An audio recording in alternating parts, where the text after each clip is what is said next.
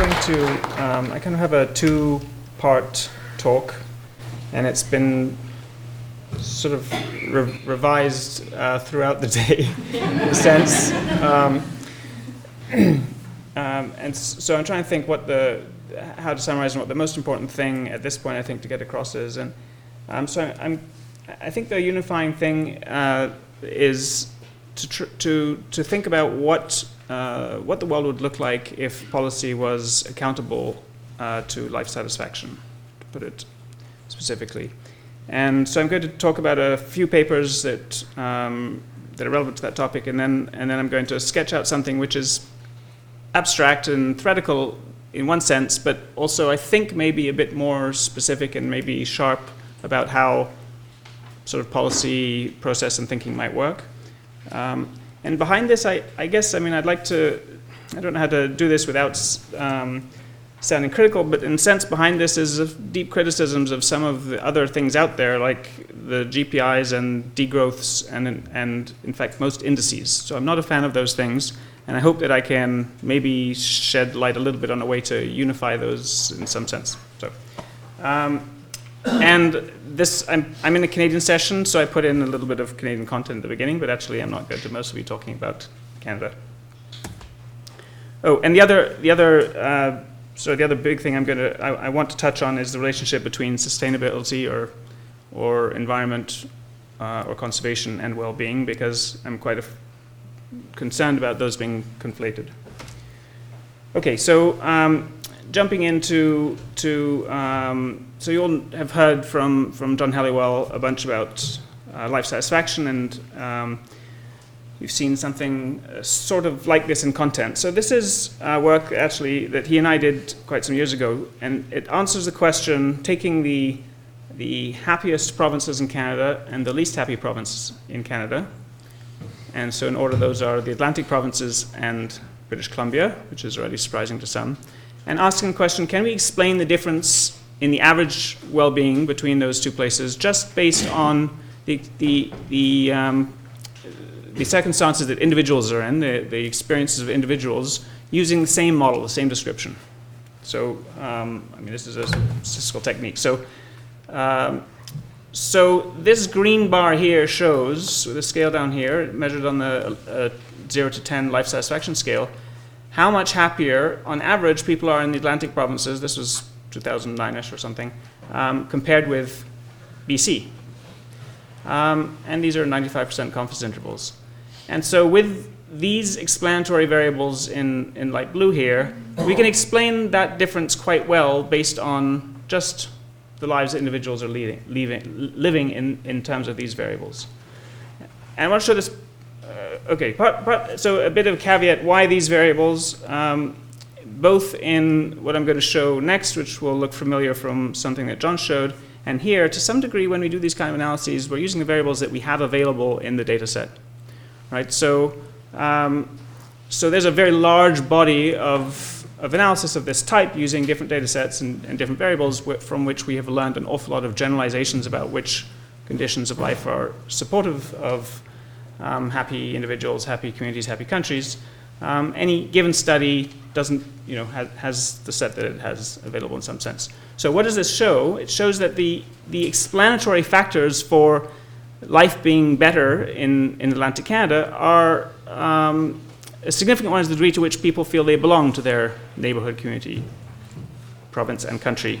The frequency with which they're visiting friends and family, with which they trust people, with which they have been there a long time. In other words, this is, I'm not going to get to, the signs are a little bit, require a bit more explanation, but this essentially, people have longer tenure somewhere, they have better social networks. Okay, and so the takeaway here is the same story you've been hearing, is that a lot of the explanatory factors we know from this field are in sort of the social realm.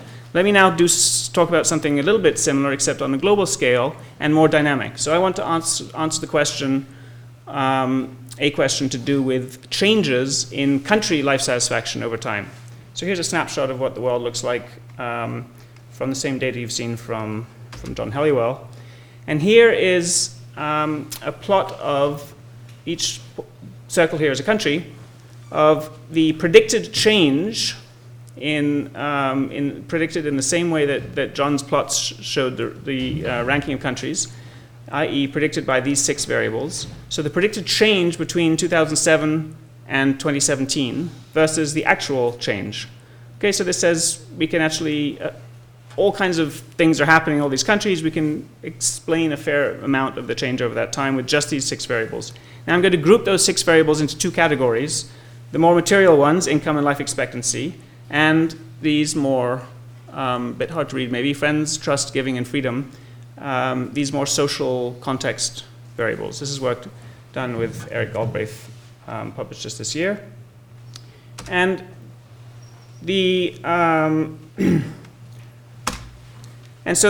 what we want to do is to think about how much those explanatory variables vary over time, and then say something about the far future. So I'm going to make some projections about what life could be like in 2050, based on different classes of policy, where we target the material variables or the social variables. This plot is showing some of the changes over that time in life satisfaction, and actually these are the most extreme cases of changes. Okay, so some of these countries are undergoing very large changes. Actually, the changes that I'm going to make use of are not in life satisfaction, but the changes in those 6 driving variables. I'm going to look at how much those each change over this period, and I'm going to say, well, look, let's imagine that there are policies out there which are somehow causing these changes. In other words, if we were targeting, say, improving the degree to which people can have friends they can count on, then we might be able to achieve some of the changes that we have seen in countries out there where these things improved. So we end up with the following. So we're going to take one scenario in which, and this is the top row, in which policies, in which we consider what happens by 2050 if all countries were to move forwards with the optimistic rate of changes of the material variables. Optimistic meaning here that we saw these rates of change in 10% of the countries in the past. Okay, so we say, look, it's feasible for countries to improve in their GDP and their life expectancy at this rate, because in fact 10% of the countries did that. What if we were to do that over time all the way to 2050? It's also possible for countries to decrease at the rate that 10% of the least lucky countries did for those 2 variables. And what we get is that, so this is plotting the predicted life evaluations in those cases. In the pessimistic case, things get a little bit worse. In the optimistic case, things get a little bit better. Now I'm going to do the same thing where instead of just changing those material variables, we change just the social variables. Okay, with the same pessimistic, and optimistic cases, and we find that it's possible for things to get a lot better if all the countries were to move at this feasible rate, and it's possible for things to get vastly worse. Okay, so the takeaway from this is, look, if we had variables which are policies which are targeting our material outcomes as well as we can, and we achieve the rates of change in those variables that we've already seen in countries, then life is going to get a little bit better, a little bit worse. Okay, this is of course not taking into account the context of climate change and conflict and whatever else is going to come, but that was already there also in the past.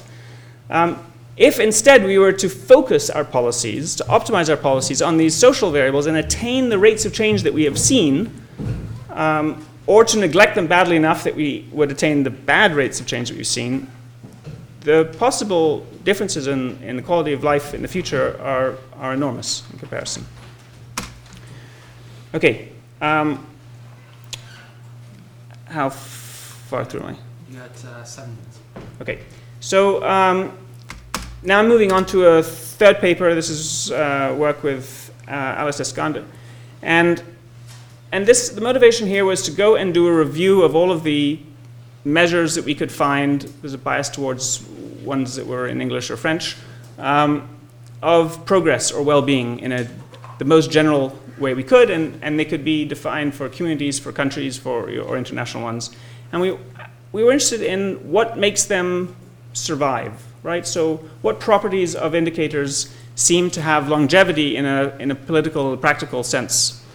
And And so I won't go through all of that work, but this is a classification that looks similar to what we've already seen today. And if we just think about these as sort of dashboards or collections of indicators, indices, and break out the ones that are more like accounting indices and the ones that are purely subjective life valuations, we can look at how these things evolve over time. And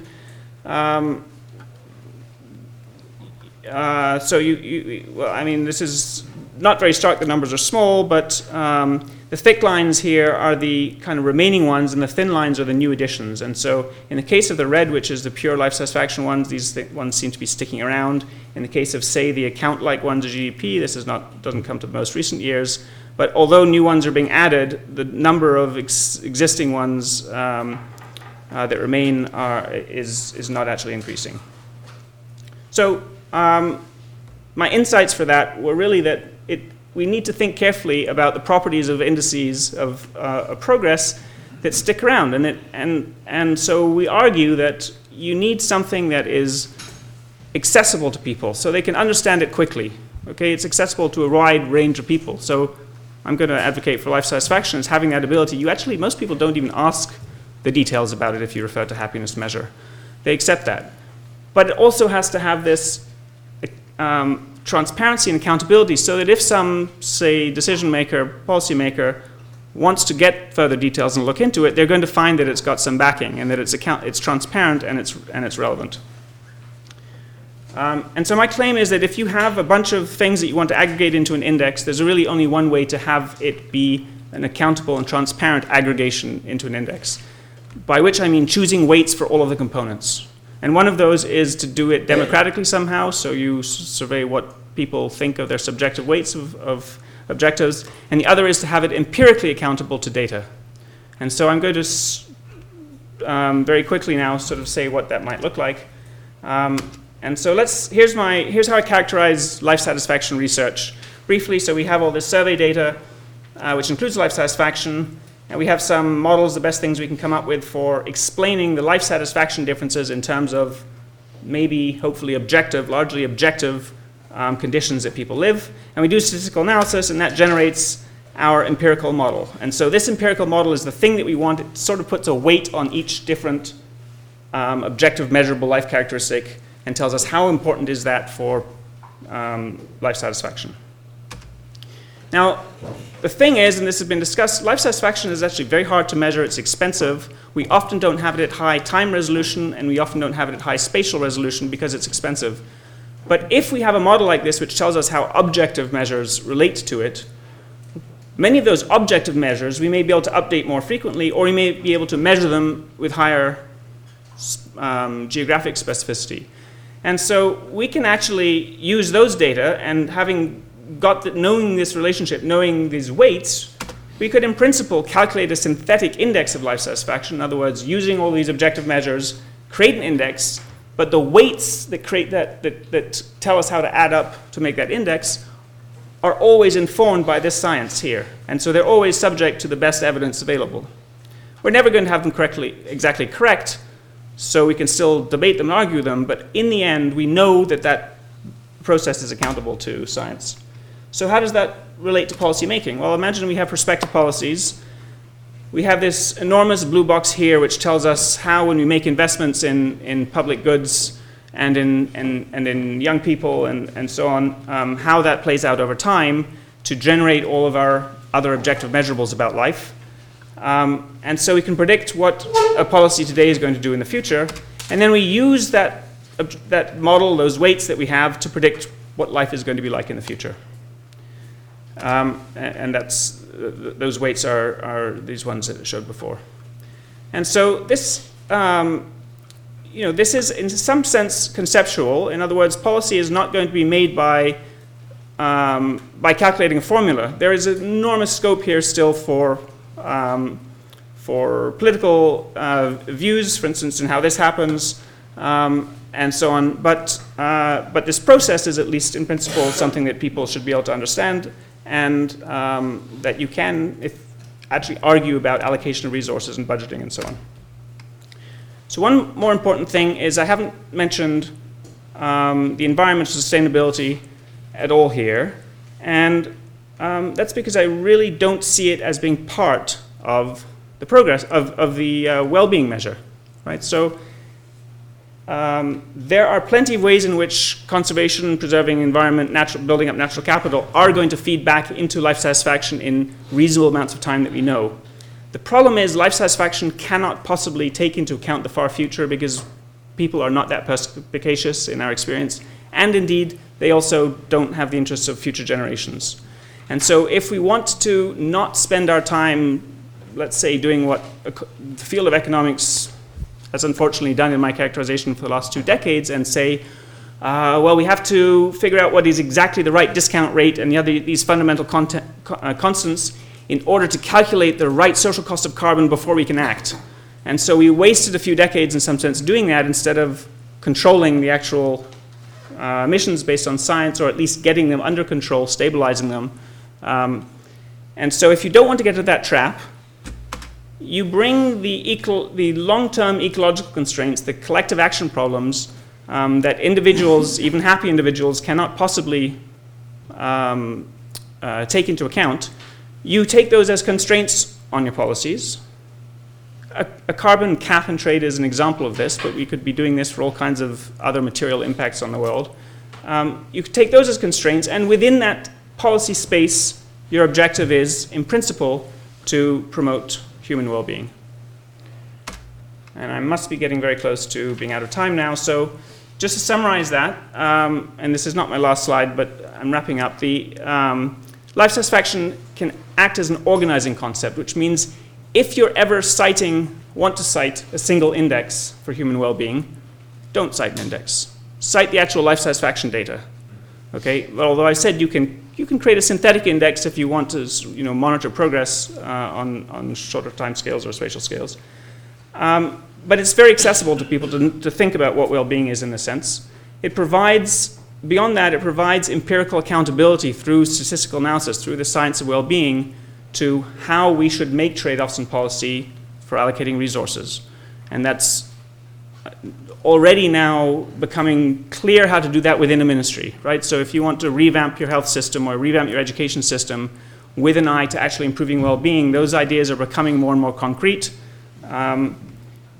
In principle, that can also be done allocating resources across the ministry at the budget level, and we're hearing about that already as well. And then policy can, in principle, be designed to maximize human well-being. As I said, there's plenty of scope for politics because there are still issues of distribution, and there are still different beliefs about how these investments play out over time and so on. There's a lot of scope there. And so in some sense, this is not a formula as much as a discourse in which people think of policy as being accountable to human well-being in this way. And this approach is entirely insufficient to achieve sustainability, even though various aspects of the environment come into human well-being, various aspects of environmental investments come into human well-being. That's insufficient, and we should not try and bundle together, say, life satisfaction and the well-being of other organisms into one index. Okay, and so just as I've already referred to, the ideas in these, I think, amazing publications, thanks to John and many other people for this. But these have chapters now where these ideas of how to, they really embrace, in my reading, these chapters really embrace this idea in which the measurable of life satisfaction, and you could put some other thing in there, but they're basically thinking that way, can be a guide in principle, and to the extent possible, quantitatively based on the science, can be a guide to allocating resources.